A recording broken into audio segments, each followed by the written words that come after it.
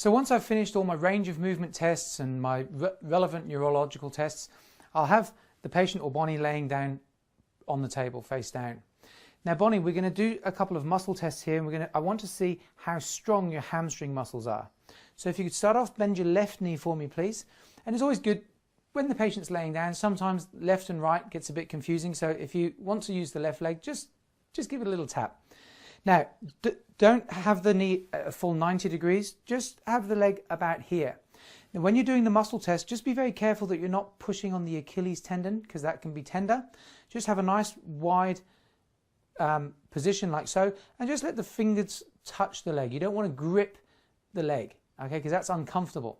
So just have the here, because you're going to be pushing with the palm of your hand on the muscle. Now, Bonnie, if you could just hold the leg nice and strong for me.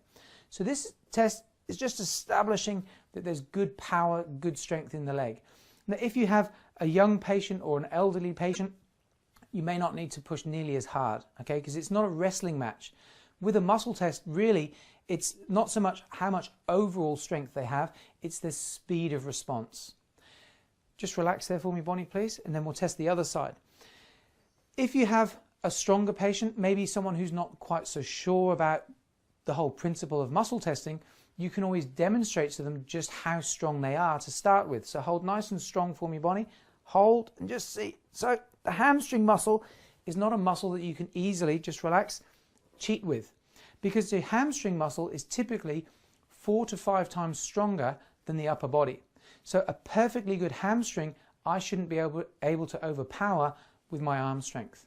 So I like to start with the hamstrings. I like to use the hamstrings to test the nerves all the way up through the whole spinal cord. So Bonnie, what we're going to do now is we're going to try and locate where the stress is coming from that may be affecting your health. So what we're going to do, just with very light fingertip pressure, I'm going to isolate each nerve as it comes off the spinal cord and goes into your body. Now, if we come across a problem, you may find that the muscle goes weaker. So if you could bend the knee for me there, please. Hold nice and strong. So what I try to do is then find an area where there's maybe nerve stress on the body, so I can demonstrate the difference in how the strength actually feels. So hold nice and strong for me, Bonnie, please. Good. So then we'll start off with the coccyx nerve on the left, the coccyx nerve on the right, the sacral nerve on the left, the sacral nerve on the right. Okay, so here we can demonstrate a weakness. Okay, now how does that feel, Bonnie? No strength at all. No strength at all. Now, let me explain how that test works, because you see, for a lot of people, it will be the first time they've experienced something like this, and they're thinking, gee, what happened? What are they doing? Is it a trick? Is it, smokes and mirrors? Now, Bonnie, imagine you're having a conversation with somebody and someone else comes and puts their hand on your shoulder. Now, typically, you can continue that conversation and be aware there's somebody there, yes? Mm-hmm. So always ask the patient if they understand. Yeah, of course, that makes sense. Now, Bonnie, imagine you've got a nice fresh bruise on the shoulder here. You're having a conversation, someone comes and puts their hand on the shoulder.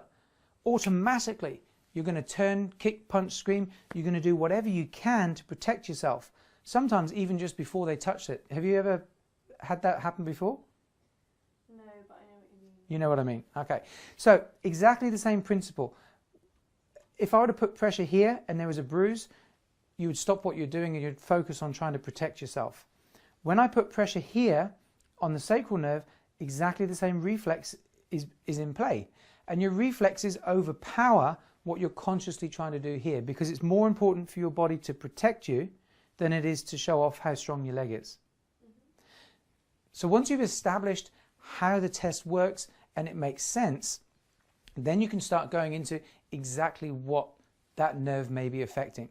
So as I go through the body, wherever I find a weakness, I'll then explain where that nerve travels to and what kind of things it may influence. So let's start from the beginning, and we'll go through each nerve in turn, right the way up through the spinal cord. So again, doing the muscle test, we check to make sure the muscle's nice and strong to begin with, and we can use either leg. It doesn't have to always be the same side, so that allows the patient to relax.